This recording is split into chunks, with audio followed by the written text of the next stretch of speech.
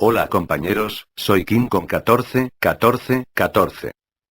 Continuando con las críticas a cada una de las películas de Harry Potter, hoy continuamos con su quinta entrega, Harry Potter y la Orden del Fénix, estrenada en el año 2007. Nuevamente les recuerdo que voy a enfocarme más en los aspectos cinematográficos que de adaptación. En esta nueva entrega hay un nuevo cambio, el más notable, el cambio de director, esta vez dirigida por el británico, David Yates. Quiero decir David Yates. También el guionista de las 4 anteriores, Steven Kloves, ha sido cambiado, esta vez escrito por Michael Goldenberg. Pero lo bueno es que nuevamente vuelven a interpretar sus papeles originales los mismos actores de siempre, lo cual sigue siendo bueno. Cuando salió el estreno de esta película en 2007, estaba muy emocionado dado a que la cuarta entrega me convirtió completamente un fiel seguidor de la saga, dado a lo emocionante que se estaban poniendo las cosas. Me llevé una sorpresa cuando salí de la sala de cine, se había convertido en la peor película de Harry Potter que había visto, ¿y por qué razón me pareció decepcionante? Vamos a ver. Fue la primera película de la saga que vi en el cine. Empecemos con un resumen de la trama. En esta entrega, Harry Potter deberá cursar su 5º año en Hogwarts, pero resulta que un misterioso ataque de un dementor a su persona en el mundo moglo lo hace verse envuelto en problemas con el Ministerio de Magia, por usar hechizos en frente de un moglo. Harry se verá envuelto en un juicio sobre su inocencia. Los ataques se cree que son provocados por el recién regreso de Lord Voldemort al poder, pero el ministerio se niega a creer en su regreso. Mientras, Hogwarts se ve envuelto en una dictadura ministerial, por una nueva profesora de defensa contra las artes oscuras, en la que Harry no solo se enfrentará a su temible enemigo con problemas sobre una posible conexión entre él y Voldemort, sino que tratará de convencer a todo el mundo mágico que lo que vivió hace un año, sucedió de verdad. Harry organizará un grupo secreto en la escuela con sus amigos y compañeros de clase, con el objetivo de enfrentar la nueva dictadura ministerial. Una de las cosas decepcionantes de esta película es el guión, esta vez escrito por Michael Goldenberg, la única película en que el guión no lo escribió Steve Kloves, y vaya que hizo falta.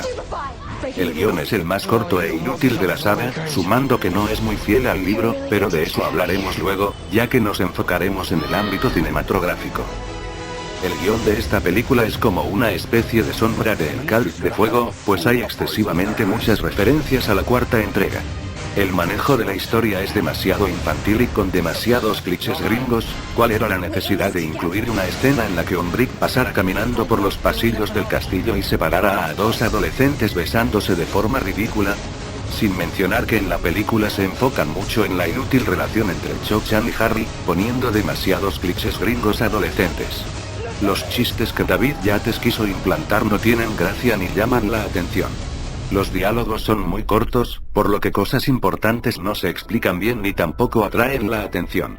La subtrama de la dictadura colegial del ministerio y Umbridge sobre el colegio, no tiene tanta relevancia, al final esa dictadura es erradicada, dándole un toque excesivamente épico, y la trama de que Harry crea el ejército de Dumbledore para preparar a los alumnos contra Voldemort está bien, pero de que Harry sea profesor de defensa contra las artes oscuras no está tan bien, además las escenas de Harry enseñando, tiene demasiados clichés, que la convierten en una película que no llama la atención de todo el público, y se hace un poco infantil. Sin embargo, la situación de Harry sobre una posible conexión mental, con su enemigo Lord Voldemort, está bastante bien manejado, quizás esto se vuelva crucial para las siguientes entregas. Aunque ya se tenía alguna idea de esto en la película anterior, aquí esto aclaran más esta situación de Harry. Pues básicamente, lo más importante para la saga en esta película es la conexión entre Harry y Voldemort, que se vuelve la causa de muchas situaciones peligrosas para esta película. En ese aspecto, David Yates manejó bien el guión, pero la cagó realmente en varias situaciones. Primero que nada, David Yates en algunas escenas hace bien las cosas, pero en otras simplemente, y lamentablemente la mayoría, parece que no sabe darle sentimiento o significado a las escenas, en otras palabras, no le da enfoque emocional. Supuestamente, él iba a enfocar la película en el desarrollo de los personajes, pero claro, él no lo hace bien. En algunas situaciones pareciera que exagera un poco sobre el comportamiento de Harry en la película, poniéndolo como un puto emo en varias escenas. Sí, está claro que Harry la está pasando mal, pero no para tanto. Harry en las películas anteriores solía superar con bastante realismo sus situaciones difíciles, como el miedo a los dementores en la tercera, y la angustiosa batalla contra Voldemort en la cuarta y el torneo de los tres magos. Pero aquí parece indispuesto, no pareciera ser el mismo Harry, y pareciera no enfrentar las situaciones difíciles con valentía. Quizás lo más parecido a el Harry, al que estamos acostumbrados, es el que va al ministerio a rescatar a Sirius. Sin embargo, el desarrollo de personajes no está tan mal. David Yates hizo más espontáneo personajes como Fred y George, que hacen actuaciones parecidas a los de la cuarta entrega, los mismos divertidos de siempre, cosa que no sucedió con las dos primeras entregas. Otro que se ve bastante bien desarrollado es Neville Longbottom, que sigue siendo el mismo, pero ahora es más dispuesto y se ha superado gracias a las enseñanzas de Harry. Y también me gustó el cambio de Ginny Weasley, sigue siendo la misma tímida de siempre, pero ahora parece tener más personalidad en la película, dándole una especie de cosas típicas de Ginny Weasley, como por ejemplo, algo que me gustó, es que la mostraran como una joven bruja que cada vez que hace maleficios o hechizos peligrosos, le salen más poderosos, provocando berrinches a su alrededor.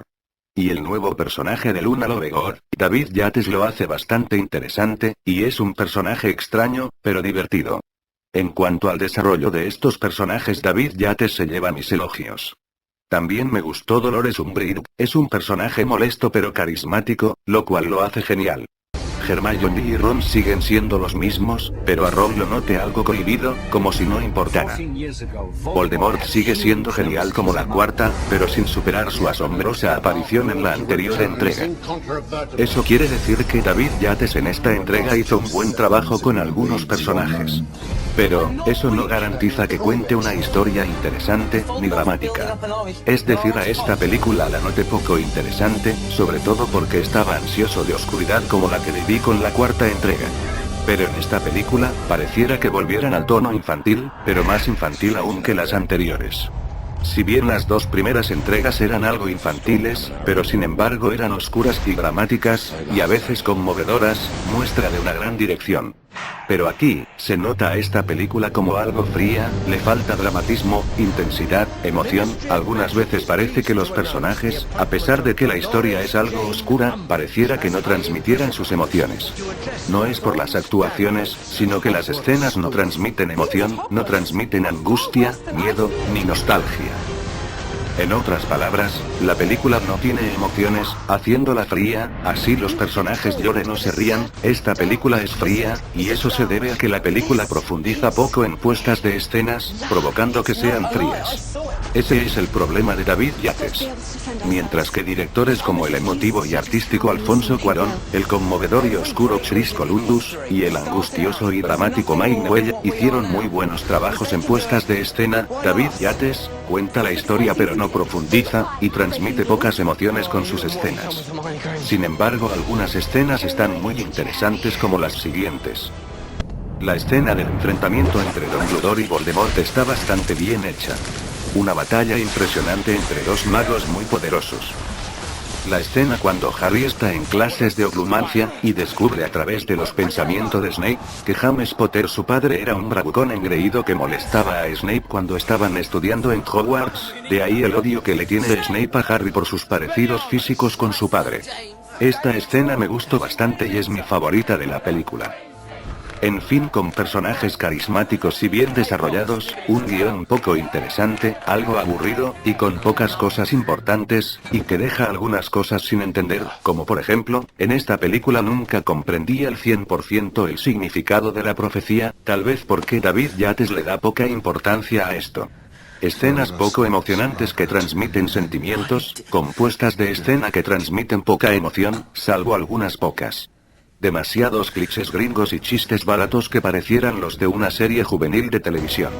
David Yates se enfoca mucho en darnos una película de adolescentes típica, de amorcitos y el noviecito, con chistes baratos, y no se encarga de darnos una película oscura como se supone que esperábamos después de tan emocionante cuarta entrega.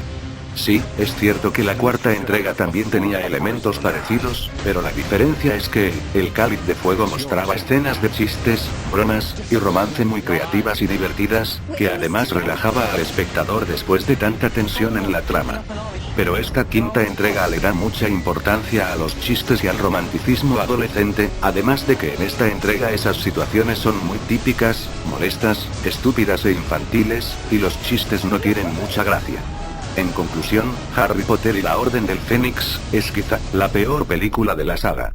Pero tampoco es una película tan mala, es una película regular, es decir, hay películas peores, algunas hasta para darse un tiro en la cabeza después de verlas. Y esta película es Dios comparada con muchas otras, gracias a algunas pocas escenas destacables. En aspectos técnicos y sonoros. La música tampoco ayuda con el film, ya que es monótona, infantil y aburrida, esta vez compuesta por Nicholas Super. Sí. Otro cambio de compositor, esta vez negativo después del aceptable trabajo de Patrick Doyle, sigue faltando la presencia de John Williams. Sin embargo, algunos temas son buenos, como Fireworks, Profesor Umbridge, y Possession. Los efectos especiales son aceptables, destacando únicamente la creación digital de Creature, y la escena del enfrentamiento de Dumbledore con Voldemort. En actuaciones, Daniel Radcliffe y Emma Watson están bastante bien, Helena Bonham Carter está impresionante en su papel como Bellatrix Lestrange, y Gary Oldman como Sirius Black está genial, y por supuesto sigue destacando el gran Alan Rickman como Snape. El resto del reparto también lo hizo bien. La fotografía es atractiva como de un azul verdoso, y amarillento en ocasiones, y en otras de un azul claro en escenas dentro del ministerio y el castillo.